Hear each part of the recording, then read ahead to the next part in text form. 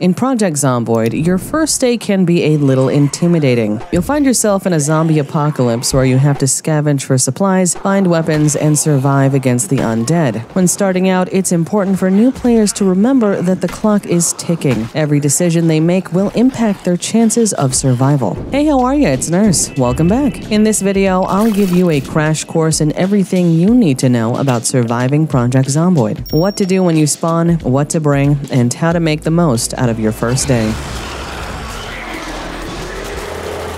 So what should you do when you spawn in? If you have a TV nearby, the first thing you should do is to turn it on and tune into the Life and Living channel. If you don't move too far away from the TV while looting, you'll receive easy XP towards cooking. Then grab a knife, spoon, or whatever else you can find in the kitchen. It's a weapon if it has a damage meter. In general, the type of container you open influences what you're likely to find, such as food in cabinets and refrigerators, nails in crates, books on shelves, and so on. It's useful to keep in mind when looting for something specific. Get yourself some food and water while you're in the kitchen. If there's a lot of food, don't take it all. You need the space for other things. A few bags of chips and a mug of water is enough. Search the rest of your starter house for a bag. These can range from trash bags, backpacks, to duffel bags, and hiking bags. These are useful for transporting more goods. Once you have these, you are ready to move out of your starting home. Take a look out of the window and scan your surroundings. Take note of the number of zombies,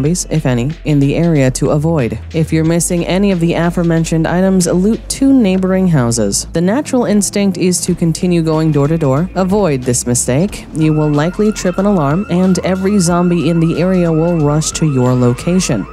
Still don't know what to look for? Let's review the specific items you'll need to start off on the right foot. The best one-handed weapon you can find. Equip that in your primary slot, as well as a weapon for your back, which can be a two-handed weapon, and another for either side of your belt. Rule of thumb is always have a primary and secondary weapon just in case. Anything from a spoon to a simple and robust tool like a metal pipe, crowbar, or baseball bat will do. A water bottle or an empty mug. If both are available, grab them both and fill them up with water. Any food, bring at least 2 units of non-perishable food and 1 bottle of water with you. Eat all the perishable items you want until the power runs out. Always strive to stock up on non-perishables and consume them last. Chips, canned food, jerky, etc. Don't forget that you'll need a can opener if you want to open those canned items. Ripped sheets are easy to get and are essentially improvised bandages. Carry at least 5 for injuries at all times. Sterilize them in boiling water or disinfect them with bourbon or a disinfectant if you have it. A bowl is a fantastic object. It's light, can be used to cook or transport a variety of foods, can extend the shelf life of most food items, and can even help with depression. You can make yourself a bowl of whatever you want if you have the ingredients. Salads, in particular, need no equipment beyond the bowl and the ingredients, as well as no cooking ability. As for books to look out for, it's better to start with a beginner's skill book. Carpentry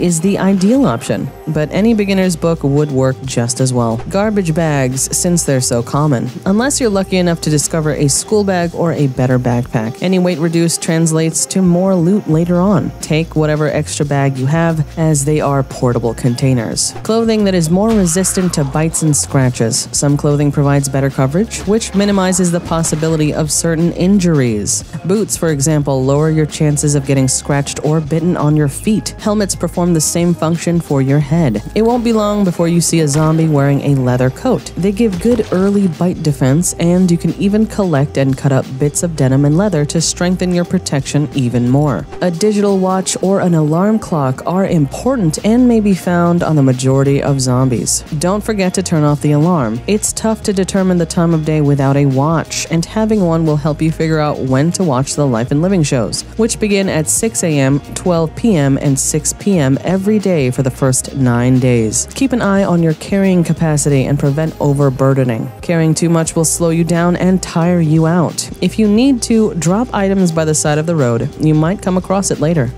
Here are some items to look for during the week, unless you get lucky and find them on your first day. A hammer, a screwdriver, a saw, and an axe are among the essential tools you'll need. These tools are necessary for any carpentry tasks, such as building, disassembling, and barricading. Nails, glue, wood glue, duct tape, adhesive tape, twine, and wire are required for repairs and traps, as well as a trowel or garden fork and seeds for future farming.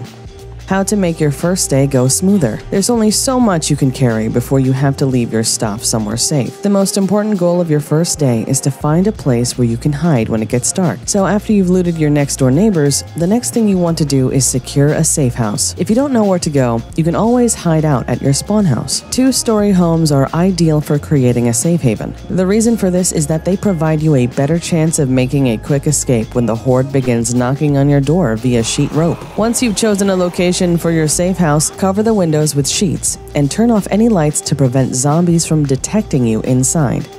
Congrats! You've made the most out of your first day. Here are some extra tips you might find useful. The Project Zomboid map project is a popular tool for planning your day and navigating around town. Don't be afraid to consult the map if you get lost. Try foraging for resources early in the game to make a stone axe, a spear, stone knife, and a stone hammer from scratch. These can be useful when you're having trouble finding any weapons or tools. It's best to find a functional vehicle early on in the game. There are many vehicles strewn across Knox County, like trucks, sedans, and vans. Examine the surrounding area for any cars you see if you can discover a key to one of them. Depending on your luck, you might be able to find a car within the first few days. Remember to look in the glove compartment and around the vehicle for a key. Also, take out a handful of zombies nearby, as they might have a key.